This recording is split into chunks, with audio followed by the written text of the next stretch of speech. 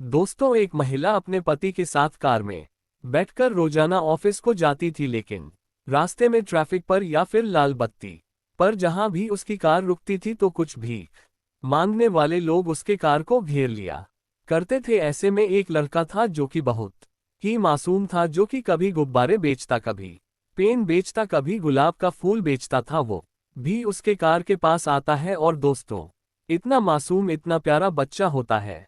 धीरे धीरे उस महिला को बच्चा पसंद आने लगता है। उस बच्चे की प्यारी प्यारी बातें उस महिला का दिल जीत लेते हैं। लेकिन दोस्तों, एक दिन उस बच्चे का एक्सीडेंट हो जाता है और उसके बाद उस महिला को पता चलता है कि यह बच्चा कोई और नहीं बल्कि उसी का बच्चा था, जिसे वह जन्म देने के बाद उसको छोड़ना पड़ा था। और 8 साल बाद वो इस हालत में इस तरीके से भटक रहा था, भीख मांगने पर मजबूर था। दोस्तों, आखिर क्या मजबूरी थी? ऐसा क्या हुआ था कि उसको उस बच्चे को छोड़ना पड़ा था? और एक्सीडेंट होने के बाद जब उसके पति को ये बात पता चलती है तो फिर क्या होता है? दोस्तों, एक माँ और बेटे का भाव कर देने वाला यह कहानी है। आइए जानते हैं पूरी कहानी इस वीडियो में। लेकिन वीडियो में आगे बढ़ने से पहले बस वही रिक्वेस्ट की वीडियो को लाइक कर दीजिए, चैनल को भी सब्सक्राइब कर लीजिए ताकि मेरा हौसला बढ़ता रहे।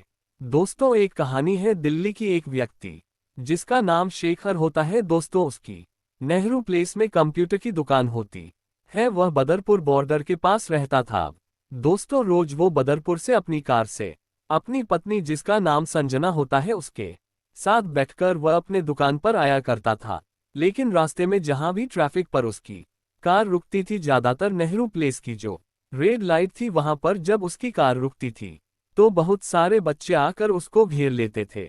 अमूमन सारी गाड़ियों को घेर लेते थे। अब कोई पैसे मांगता था, कोई कुछ बेचता था, कोई शीशा ही साफ कर देता था। तो इस तरीके से बहुत सारे 10-20 बच्चे होते हैं, महिलाएं, बुजुर्ग लोग होते हैं जो कि वहां पर पैसे मांगा करते थे। तो उन्हीं में एक बच्चा था जिसका नाम राजू होता है। 11 साल उसकी उम्र होती है। वह दोस्तों गुब्बारा वगैरह बेचा करता था। एक दिन वो आता है उस गाड़ी के पास जिसमें शेखर और संजना बैठे थे। दोस्तों, वो संजना को देखता है और कहता है कि आंटी, आप गुब्बारे ले लीजिए। दोस्तों, वो गुब्बारा बेच रहा था। अब संजना उसको देखती है तो मुस्कुरा देती है, कहती मैं गुब्बारे का क्या करूंगी? तो कहता है कि अपने प्यारे से बच्चे को दे देना। दोस्तों, वो फिर मुस्कुरा देती है, कहती है मेरा बच्चा जब तक होगा। दोस्तों, वो 6 महीने की प्रेग्नेंट होती है। कहती है जब तक मेरा बच्चा होगा तब तक तुम्हारा गुब्बारा तो फूट जाएगा। वो कहता है आंटी नहीं फूटे, अगर आप नहीं फरोगे तो नहीं फूटे। उसके बाद दोस्तों, वो कहती है कि बहुत प्यारे बच्चे हो तुम, लाओ दे दो मुझे गुब्बारे। दोस्तों, वो 2 गुब्बारे ले लेती है। उसके बाद फिर वह आगे बढ़ जाती है, क्योंकि तब तक जो सिग्नल था वो ग्रीन हो जाता है। दोस्तों, उसके बाद कभी कभार 2-4 दिन पर एक दिन उसकी ऐसा नौबत आता ही था कि गाड़ी वहां पर रुक जाती थी। एक दिन फिर जो है वह आता है, लेकिन आज वो पेन बेच रहा था। संजना उसको देखते ही अपना शीशा नीचे करती है और कहती है कि क्या बात है, आज तो तुम पेन बेच रहे हो, गुब्बारे क्यों नहीं बेच रहे हो? तो कहता है कि आंटी, क्योंकि गुब्बार फूट जाते हैं इसलिए उसमें नुकसान हो जाता है। आज आप पेन ले लीजिए, रुपए के 10 पेन है। अब दोस्तों, संजना को तो वैसे पेन का इतना काम था नहीं, लेकिन दोस्तों फिर भी वो पेन ले लेती है। उसके बाद फिर वो चली जाती है। अब दोस्तों, ऐसे ऐसे जो है संजना और उस बच्चे में जिसका नाम राजी होता है, दोनों में अच्छी दोस्ती हो जाती है। वो जो है राजू को पसंद करने लगती है, क्योंकि उसकी बातें बड़ी प्यारी थी, बहुत ही भोला बच्चा होता है। अब दोस्तों, जब भी आती थी उससे कुछ ना कुछ ले लेती थी और बदले में चुपके से 1 रुपया 50 उसको पकड़ा दिया करती थी। इस तरीके से वो बच्चा उसको अच्छा लगने लगता है। दोस्तों, एक दिन क्या होता है कि जब गाड़ी उसकी रेड लाइट पर खड़ी होती है, राजू वहां पर दिखता नहीं है। वो उसी को निहार रही थी, क्योंकि वह चाहती भी थी कि काश मेरी गाड़ी यहाँ पर रुके और उस बच्चे से बात हो। अब दोस्तों, जैसे ही गाड़ी रुकती है, राजू दिखता नहीं है। तो जो 2-4 बच्चे थे वह जानते थे कि ये जो मैडम है राजू को पसंद करती हैं। वो दौड़कर आते हैं और कहते हैं कि मैडम, आप राजू को देख रहे हो? राजू का तो एक्सीडेंट हो गया है। अब दोस्तों, जैसे ही वो सुनती है संजना, उसके आंखों में आंसू आ जाते हैं। कहती है क्या बात कर रहे हो, कैसे, कहाँ एक्सीडेंट हो गया? तो कहते हैं कि जैसे ही यहाँ आने के लिए अपने घर से निकला था दोस्तों, वो संगम विहार की झुग्गियों में रहता था। ये बात है 2017 की। तो कहते हैं जैसे ही वह घर से निकला वैसे ही कोई कार वाला उसको ठोक कर चला गया। तो दोस्तों संजना कहती है कि कैसी है उसकी हालत। बच्चे कहते हैं कि पता नहीं, बचने की कोई उम्मीद नहीं थी, सर वगैरह फट गया था। अब दोस्तों इतना सुनते ही जो संजना थी वह कहती है कि क्या तुम लोग मुझे उसके घर तक ले जा सकते हो। कहते हैं कि हाँ आंटी, मेरे घर के बगल में ही तो रहता है। अब वो शेखर से कहती है, शेखर मुझे प्लीज उतार दो, मेरा दिल नहीं मान रहा है, मैं जाऊंगी उस बच्चे को देखने जाऊंगी। शेखर कहता है ठीक है तुम जाओ, और मैं चून की जा रहा हूँ दुकान पर। लड़के भी आ गए हैं, दुकान खोलने का टाइम हो रहा है, तो जैसा भी होगा मुझे भी फोन करना। दोस्तों वहीं पर उतार देता है। उसके बाद वो ऑटो पकड़कर एक दो बच्चों को बिठाकर वहां से चल देती है। लेकिन जब वहां पर उसके घर पर पहुंचती है तो दोस्तों वहां पर एक बुजुर्ग महिला बैठी थी। उस महिला को देखते ही जो संजना थी वह हैरान हो जाती है, क्योंकि वह उसको भली भांति पहचानती थी। जैसे वह जाती है वैसे ही जो महिला थी वह भी संजना को पहचान जाती है और उसको देखते ही दहाड़े मारकर रोने लगती है। कहती है कि मैं तेरे बेटे को नहीं बचा सकी। दोस्तों इतना सुनते ही जो संजना थी वह कहती है कि क्या वो मेरा बेटा रजत था। तो कहती है कि हाँ। अब दोस्तों इतना सुनते अपना छाती पीटने लगती है और रोने लगती है, बेसुध हो जाती है। कहती है कि मेरा बच्चा 8 साल बाद मुझसे मिला था, इस तरीके से भटक रहा था, मैं उसको पहचान भी नहीं पाई। कितनी अभागन हूँ, मेरा ही बच्चा था, वो कहाँ पे है, कैसा है, मुझे मैं उसको देखना चाहती हूँ। अब दोस्तों और जो पास पड़ोस की औरतें थी वो कहती है कि ये कौन है, लड़की कौन है, महिला कौन है। तो जो उसकी सास थी वह बताती है कि यही तो उसकी माँ है। अब वो कहती है कि उनके मुंह खुले के खुले रह जाते हैं कि इतनी वीआईपी ये लेडीज है और कहाँ वह बच्चा मैला कुचला। अब दोस्तों वह जो है विश्वास नहीं हो रहा था उनको, क्योंकि कहानी नहीं पता थी इसके पीछे की। वह दोस्तों दहाड़े मार मार कर रोती है और राजू राजू रजत रजत करके चिल्लाती है। लेकिन दोस्तों उसका बच्चा कैसे था इसके लिए थोड़ा पीछे जाना पड़ेगा।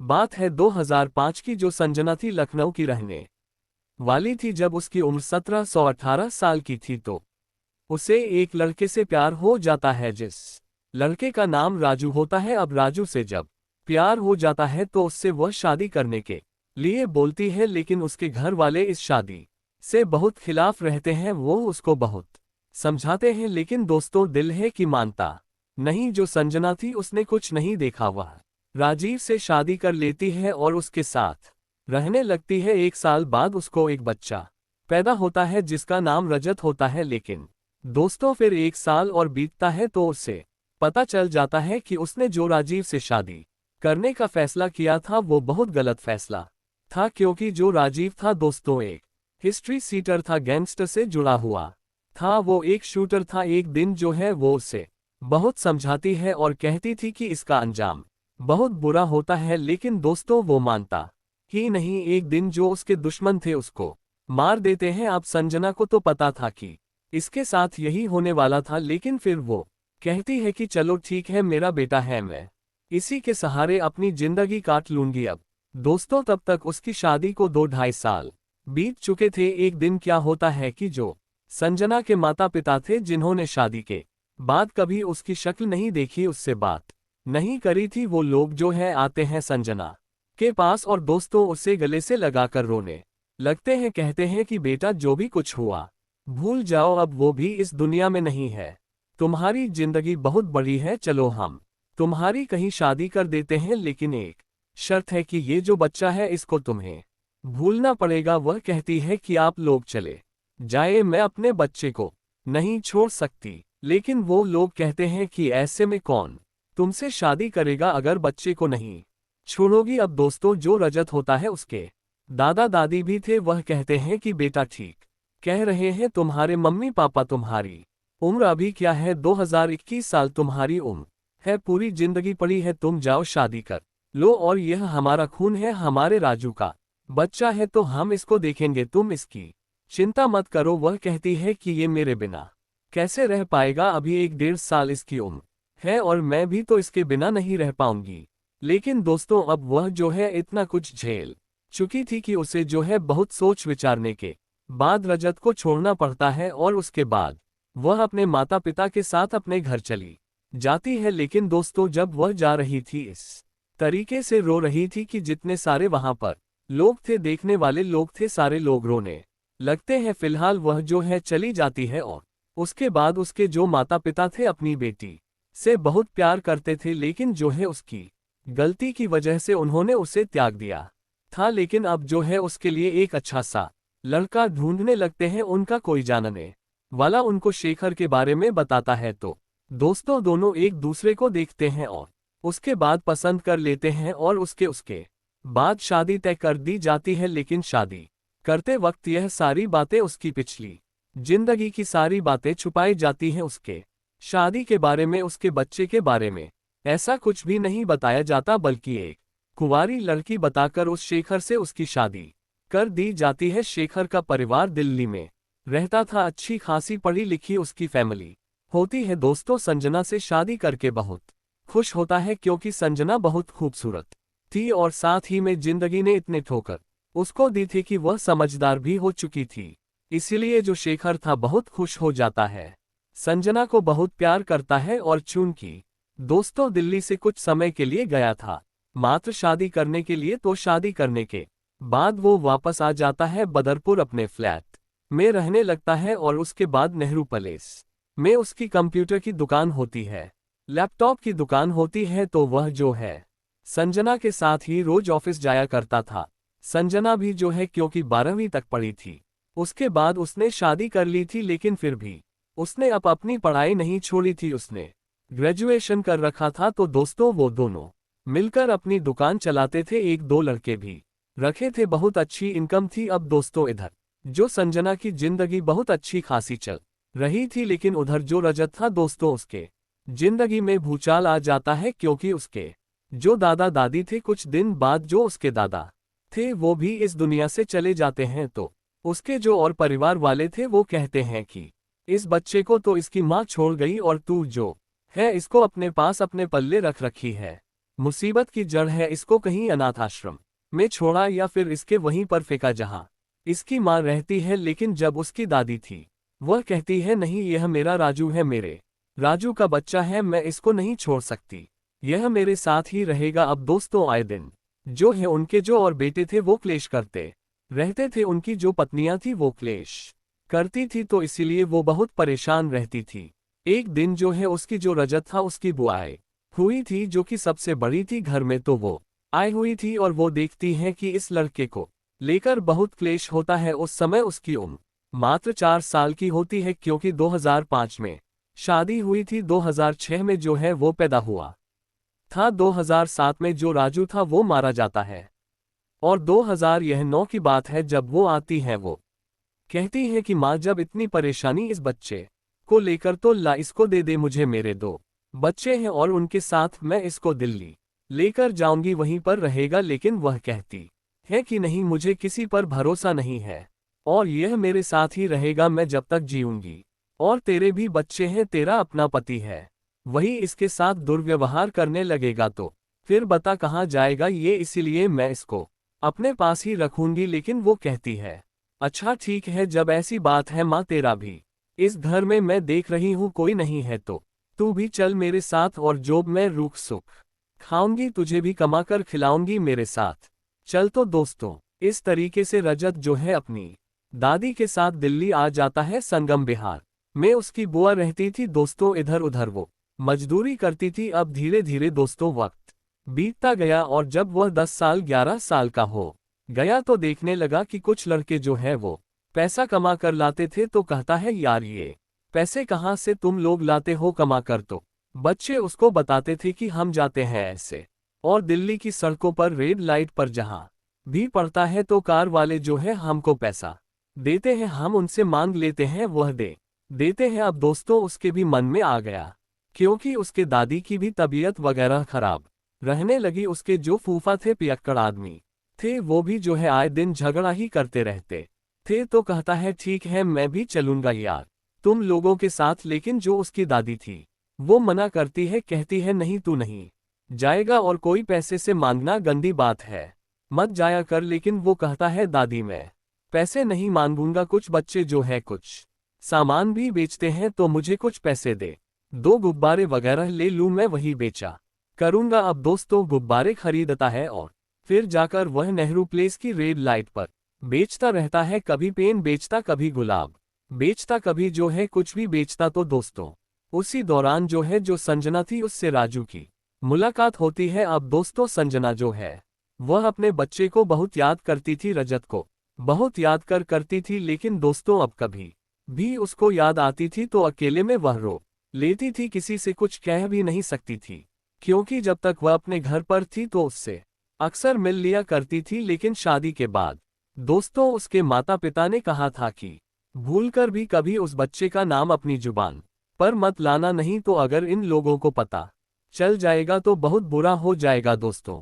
इसीलिए अपने कलेजे पर पत्थर रखकर रजत को जो है याद करती है, लेकिन चाहते हुए भी कभी उससे मिल नहीं पाती है। और उसको ये भी नहीं पता था कि आखिर रजत कहाँ है, क्योंकि कभी भी वह फोन करती थी अपने जाती थी जब मायके, तो पता चलता था कि वह तो अपनी बुआ के साथ कहीं चला गया है, इसलिए कभी उससे संपर्क नहीं हुआ। और उस रजत का धीरे धीरे नाम उसकी दादी राजू ही कहकर बुलाती थी, क्योंकि उनके बेटे का नाम राजू था, तो इसीलिए उसका नाम राजीव पड़ जाता है। तो दोस्तों इस तरीके से चल रहा था और एक बार फिर जो रजत था वह राजीव बनकर अपने माँ के साथ सामने दोस्तों पैसे मांगता है और सामान बेचता है।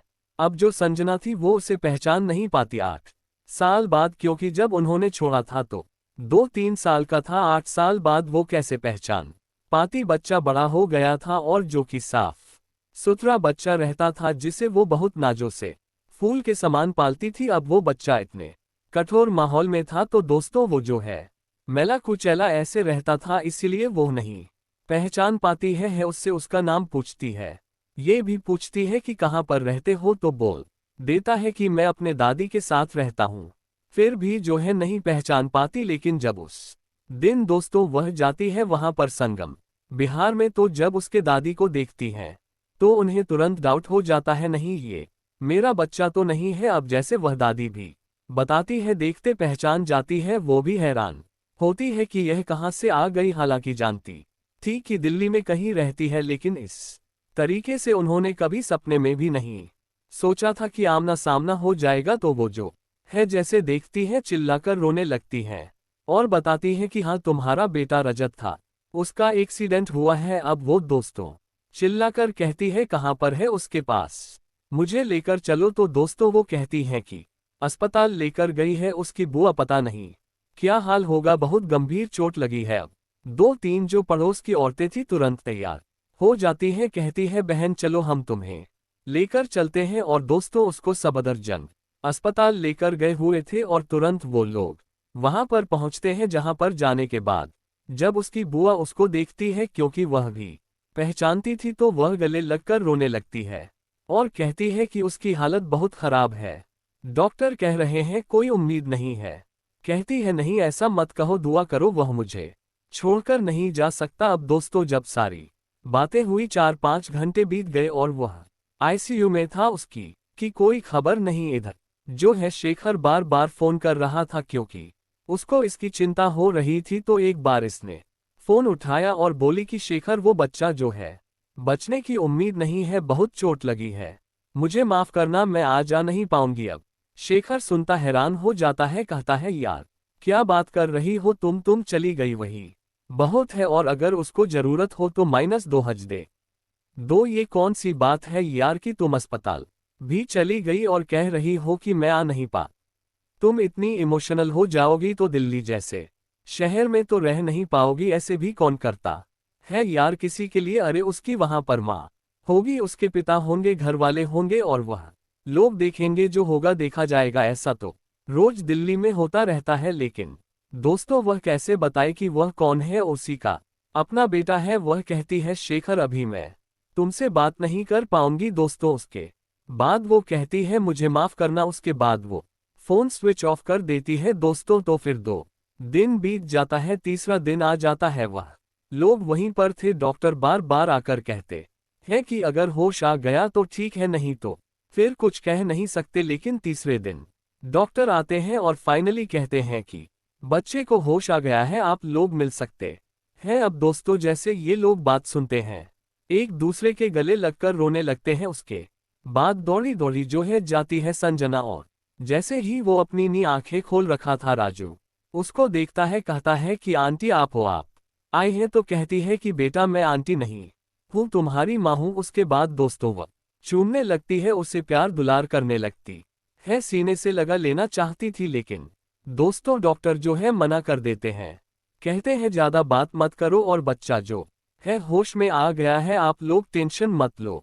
दोस्तों उसके बाद जो है वो आती है, भगवान का लाख लाख शुक्र अदा करती है। और उसके बाद दोस्तों 3 दिन बीत जाते हैं और उसने जो है ना तो शेखर को कॉल किया और ना ही अपना फोन ऑन किया। दोस्तों उसके बाद शेखर को भी उसकी चिंता हो रही थी, वह जो है उन बच्चों के सहारे दोस्तों संगम विहार आ जाता है। जब वहां पर आता है उसे सारी कहानी पता चल जाती है कि वो बच्चा कौन था और उसकी पत्नी कौन है। अब दोस्तों उसके बाद जो है वहां से वह सीधा शब्द जंगा आता है, और वहां पर जब उसकी मुलाकात संजना से होती है तो दोस्तों वह उसको उल्टा सीधा कहने लगता है, कहता है तुम लोगों ने धोखा दिया और तुम लोगों को ऐसा नहीं करना चाहिए था, आज से तुम्हारा मेरा रिश्ता सब कुछ खत्म होता है। दोस्तों संजना कुछ नहीं बोल सकी, वह सिर्फ सर झुकाए सारी बात सुनती रही, और उसके बाद इतनी सारी बात कहने के बाद वहां से शेखर चला जाता है। संजना को तसल्ली थी कि चलो राजू की जान बच गई। दोस्तों उसके बाद फिर वह 1 हफ्ते तक वहीं रहती है, डॉक्टर उसकी छुट्टी देते हैं। उसको लेकर वह संगम विहार आ जाती है, उसकी जो है देखभाल करने लगती है। और इधर जो है जब वह फिर से शेखर को फोन मिलाती है, दोस्तों उसने नंबर ब्लॉक मार दिया था, घर के हर एक सदस्य को उसने सारी बात बता दी थी और सबके फोन से उसका नंबर ब्लैकलिस्ट में डाल दिया था। उसके बाद दोस्तों 15 दिन बीत जाते हैं और एक दिन शेखर, उसकी माँ और उसकी बहन ये लोग जो है संगम विहार आते हैं, उसी घर पर जहां पर वो राजीव रहता था। जब वो आते हैं, जैसे ही संजना उन लोगों को देखती है फूट फूट कर रोने लगती है, क्योंकि अब उसकी दुनिया अलग हो चुकी थी। उसका बेटा था, अपने बेटे को अपने छाती से लगाकर वो फूट फूट कर रोने लगती है। दोस्तों उसकी हालत देखकर जो उसके सास ससुर थे वह भी रोने लगते हैं। वह कहते हैं बेटा रो मत, चलो घर चलो। वह कहती है कि नहीं मैं नहीं जाऊंगी, आप लोगों को पता चल ही गया होगा, मैं अपने बेटे को अब दोबारा नहीं छोड़ सकती। वह कहते हैं छोड़ने के लिए कौन कह रहा है, हम लोग माँ बेटे को अलग करके पाप नहीं लेना चाहते, चलो तुम इसको भी अपने साथ ले चलो, और साथ ही में जो इसकी दादी है इनको भी अपने साथ ले चलो, क्योंकि यह भी तो अपने पोते के बिना नहीं रह पाएंगी। दोस्तों उसके बाद वह रोने लगती है, फूट फूट कर रोती है। उसके बाद शेखर की तरफ देखती है कि शेखर क्या कह रहा है। शेखर भी कहता है कि चलो मैं भी तो तुम्हारे बिना नहीं रह सकता। दोस्तों उसके बाद वह उसके सीने से लग जाती है, और उसके बाद फिर उसकी दादी राजीव और संजना को लेकर वह लोग बदरपुर जाते हैं, अपने घर पर जाते हैं। दोस्तों 2017 की बात है। उसके बाद आज 7 साल बीत चुके हैं। 6 महीने के उस समय वह प्रेग्नेंट थी। 3 महीने बाद उसको एक बेटा होता है, और फिर 2-3 साल बाद उसको एक बेटी होती है। आज जो है पूरा परिवार एकदम सही तरीके से रह रहा है। उसकी बुआ भी आती जाती है मिलने के लिए। आज जो है रजत उर्फ राजू की उम्र 18 साल के करीब है, और उसके छोटे भाई की उम्र 7 साल, बहन की उम्र 3 साल की है। आज ये सारे लोग बहुत शानदार लाइफ बिता रहे हैं, बहुत अच्छे तरीके से रह रहे हैं। दोस्तों कुछ भी हो जाए, लेकिन एक बच्चे को उसकी माँ से जुदा नहीं करना चाहिए। तो दोस्तों ये रही आज की कहानी। आपको ये कहानी अच्छी लगी या अच्छी नहीं लगी, कमेंट करके जरूर बताएं, और अगर अच्छी लगी हो तो वीडियो को लाइक नहीं किए हैं तो लाइक कर दीजिए, चैनल को सब्सक्राइब कर लीजिए। इसी प्रकार की कहानियों के लिए फिर मिलेंगे अगले वीडियो में, तब तक के लिए जय हिंद।